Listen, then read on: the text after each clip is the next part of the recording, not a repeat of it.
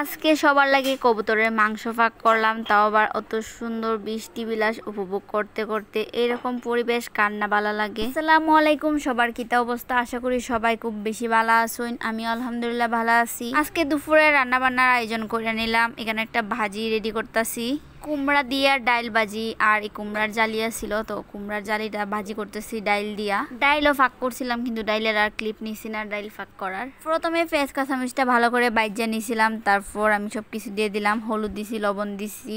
তো সবকিছু একসাথে মিক্সড করে এখন একটু নাড়াচাড়া করে দিতেছি।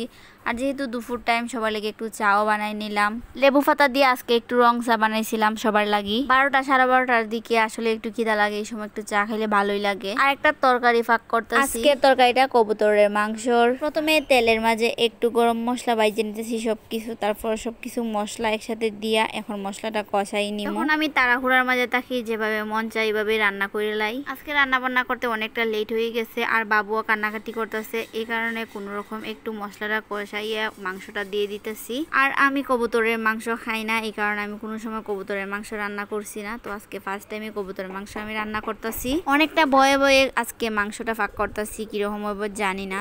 তো এদিকে দেখলাম বাইরে প্রচুর বৃষ্টি হইতাছে, আর এখানে তো আমি বৃষ্টি বিলাস দেখতে দেখতে রান্না বান্না করতেছি। গরমটা ভালোই আসছিল, বৃষ্টি হওয়াতে একটু ঠান্ডা ঠান্ডা লাগতেছে পরিবেশটা। আর এদিকে আমার হাতের অবস্থা খুব খারাপ, রান্না বান্না করলে যা হয় আর কি। এটা আমরা বাড়ির পিছন সাইড, ঝড় বৃষ্টির কারণে পিছন সাইডটা আর পরিষ্কার করা হয় না, অনেকটা জঙ্গল টাইপের হয়ে গেছে। আর জানালা দিয়ে যে যখন মন চায় ময়লাও ফালায়। বছরে 1-2 বার সুন্দর করে সবকিছু কাইটা পরিষ্কার করা হয়। আপনার সাথে কথা কইতে কইতে এদিকে আমার তরকারিটা প্রায় কষে গেছে। তো আমি একটু আলু দিয়ে দিলাম। আলুটা দিলাম যারা কবুতরের মাংস খায় না তারার লাগে, আমি নিজেও কবুতরের মাংস খাই না, এই কারণে একটু আলু দিলাম, যেন মানে মন চাইলে একটু খাইতে পারি। বা আদিলের বাবাও কবুতরের মাংস খায় না।